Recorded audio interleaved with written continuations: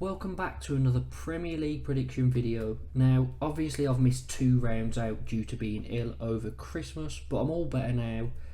Let's see how we get on. A review, round 18, very good for me. One game was postponed, Man City v Brentford, due to the Club World Cup. So out of the other 9, I got 3 scores correct. Palace v Brighton ending 1-1. Pretty predictable as it always seems to end that way, but we did get it right.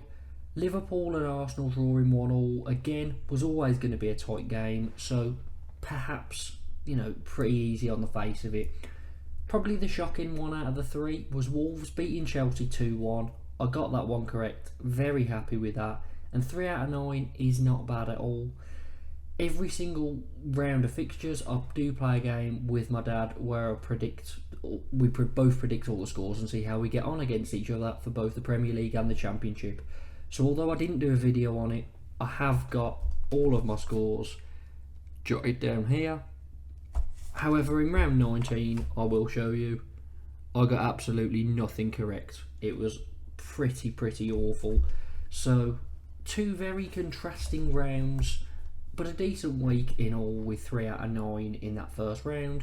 Let's hope we can get some more here, follow it up very nicely. So let's get into my predictions. We start with Luton against Chelsea, and Luton have won back-to-back games for the first time in the Premier League. It was a 1-0 against Newcastle at home, brilliant result, and then that 3-2 away at Sheffield United. And I know I've mentioned Luton's home form before, but Kenilworth Road is really proving to be a difficult place to go. Now I know you don't get any points for only losing by 1 goal, but Luton this season haven't lost by more than 1 goal at home in any game, so very hard to, they don't get absolutely torn apart. They're always in games, and they've played Tottenham, Liverpool, Man City and Arsenal at home, came away with a point, and the other 3 only lost by 1 goal, taking Arsenal all the way in a 4-3 loss, losing 2-1 against Man City because of a very quick turnaround. Luton were ahead in that game, and they're not a bad side, Luton. A lot of people were joking they're going to be worse than Derby. They're nowhere near that. Very hard place to go, and I'm expecting Chelsea to maybe struggle here, as they are inconsistent. They haven't been in any sort of form. They lost to Wolves, but then they won their last match against Palace 2-1, so it's difficult to call Chelsea. I'm just going based on Luton, and I think they're going to get something here, so I will go for a 1-1 draw. Villa face Burnley next, and Villa's 15-game winning run at home is over. They beat Man City and Arsenal 1-0. Man City 14th, Arsenal was the 15th win, and then they came up against Sheffield United and drew 1-1, so a bit of a shock there. They did then lose the following match. They were 2-0 up against Man United and absolutely capitulated in the second half, losing 3-2. So where do Villa go from here? Now I'm expecting them to carry on their great home form. They are still obviously unbeaten, and they're playing a side in Burnley that don't pick up too many points home or away, in all honesty. So I expect the points to go with Villa. Burnley are a little bit better away than they are home, but they're just not great. They're picking up a couple of wins here and there, one against Sheffield United, one against Fulham, but I don't fancy them in this, so I will go for Villa to win 2-0. Palace take on Brentford next, and they've only got 1 win in their last 12 games. They haven't won in their last 8. So Palace under pressure. Hodgson probably going to be out the door sooner rather than later. Steve Cooper's name is floating around, as well as Julian Lopetegui. I can see this being Cooper nailed on, to be honest. It's going to be interesting to see if Hodgson can turn it around, because they're playing against the Brentford side, who are also in pretty poor form. 4 losses in a row against Brighton, Sheffield United, Villa and Wolves. The Wolves one was heavy. It was a 4-1 loss, and Brentford were at home. They were very good at home last season, so surprising to see that. I think they're really struggling without Ivan Toney, and I think both these sides are still in with a shout of being relegated, as they're not escaping that battle really. And with teams such as Luton picking up a few points, Everton, Wolves, I do think that they could slip into that battle, both of them. For this, all 5 previous meetings in league format have been draws, which means I'm going to have to go for a 1-1 draw. Man City are back in England from winning the Club World Cup. They beat Fluminense in the final 4-0, a very emphatic victory, and their first game back in the Premier League was a 3-1 win against Everton. Pretty comfortable, they'll be happy with that, and Phil Foden was brilliant in that one. This game, Sheffield United, bottom of the league, struggling to do much. I think Man City could win quite comfortably, so I'm going to go for a 3-0 win. Wolves face Everton next, and Wolves are now 11th place, pushing towards the top half. They've had a brilliant turnaround, Gary O'Neill doing a great job, as we all kind of expected, as it was quite harsh that Bournemouth sacked him, even though Bournemouth are now reaping the benefits and playing some brilliant football. I think Gary O'Neill was quite disrespected for the job he done last season against, for a side that were expected to finish bottom, and he had them comfortably out of that relegation zone. Wolves doing very well. Everton, without the deduction, would be 1 point ahead of them, so also doing well. Everton had 4 wins in a row, keeping clean sheets in all of them, but have since lost their last 2 matches against Spurs and Man City. 2 tough fixtures. I think Everton will be good this season. One thing Wolves have had a problem with was scoring goals in previous seasons, but with Hwang Hee-chan and Matthias Cunha up front, they look like they've got goals in abundance, which is why I think there could be some goals here, and I'm going to go for an exciting 3-2 win to Wolves. Forest v Man United looks to be a very exciting matchup. Forest, under Steve Cooper, his last 7 games, 6 losses and a draw. In steps Nuno Espirito Santo, and a 3-1 win away at Newcastle with Chris Wood scoring a hat-trick. It all seemed kind of poetic, and Newcastle rarely lose at home, so it was a brilliant pick-up for Forest. 3 points, very, very strong performance.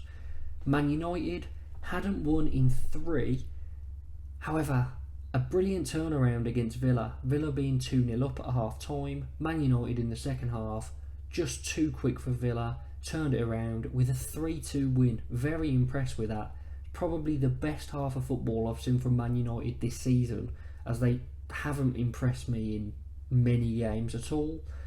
But it was very, very strong, and that's why I'm expecting goals.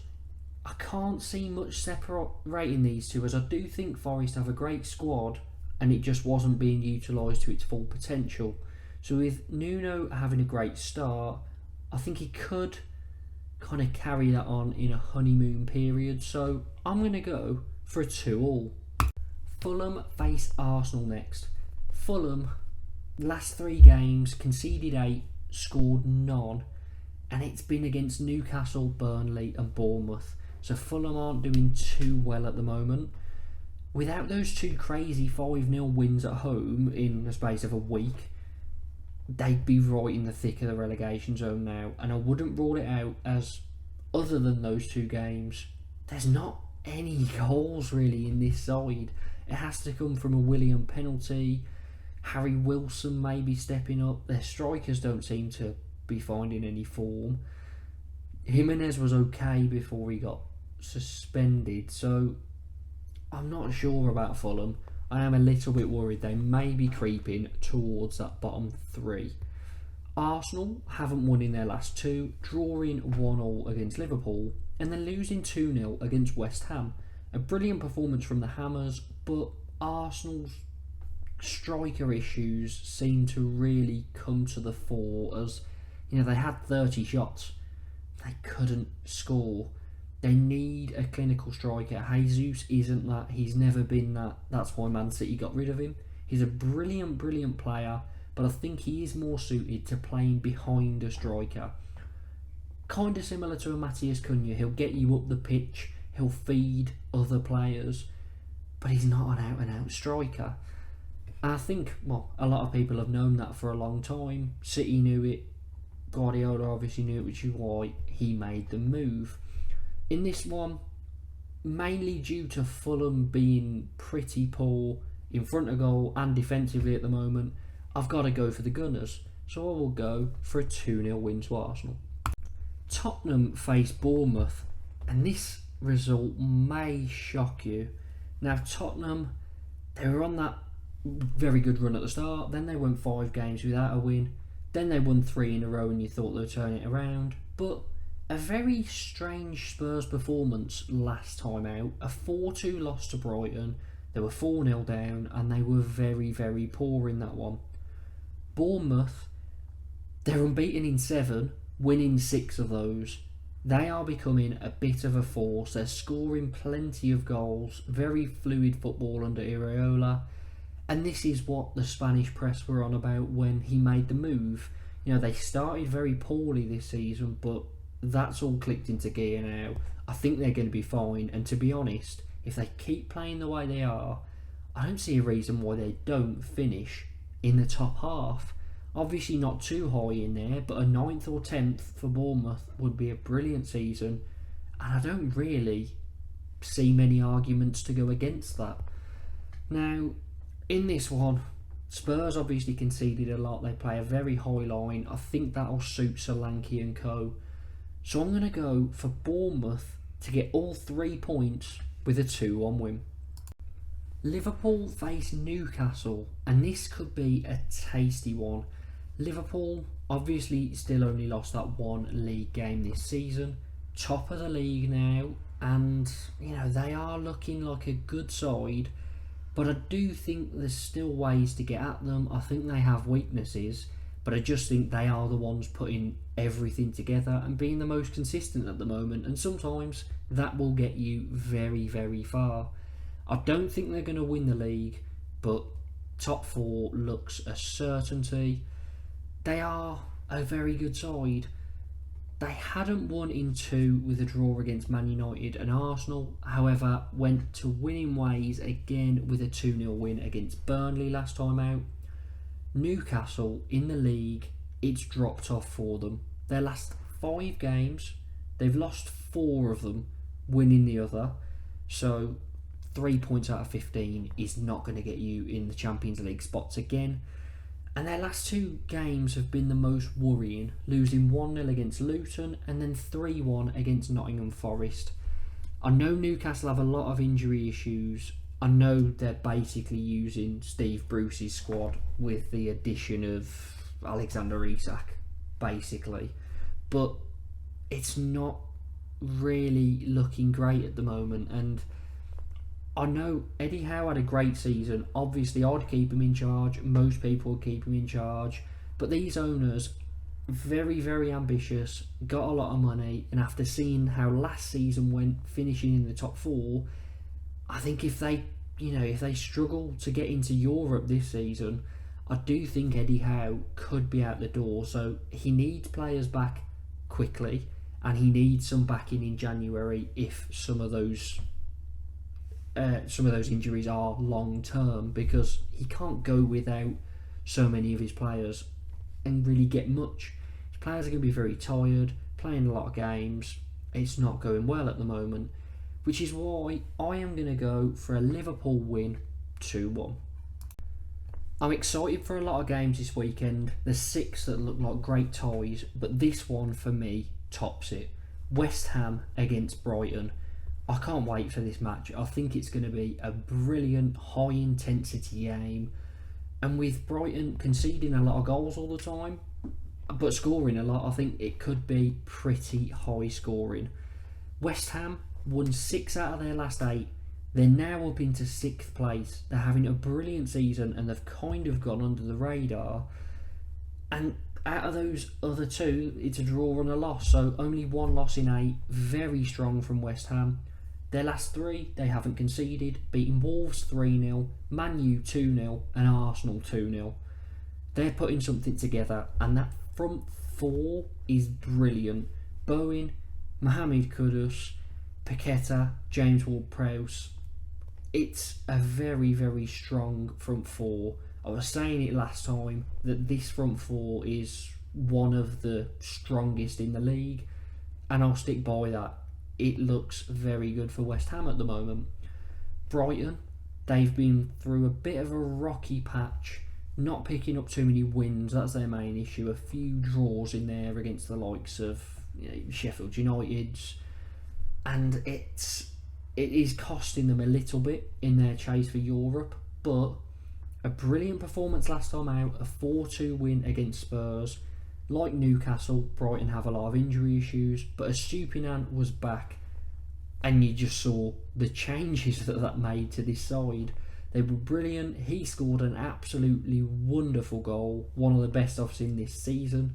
Obviously Garnacho takes that crown, but it was one of the best strikes this season so far. And Brighton, I think they could now start to build. João Pedro banging form. If they can get a few more players back, I think they'll be good for Europe. I'm going to go for a very high score in here. Very exciting game. 3-3. So, those are my predictions for these Premier League fixtures. Make sure to like and subscribe and get your predictions down in the comments. There's 6 games that I've kind of highlighted. I know it's a lot of games, the majority of them, but some of them look brilliant. The 6 I'm talking about: Luton V Chelsea, Wolves V Everton, Forest against Man United, Spurs V Bournemouth could be a brilliant one, Liverpool Newcastle, and my favourite of the bunch, West Ham against Brighton. So make sure you get your predictions down there. Hopefully it's as entertaining as it looks, and I'll see you next time.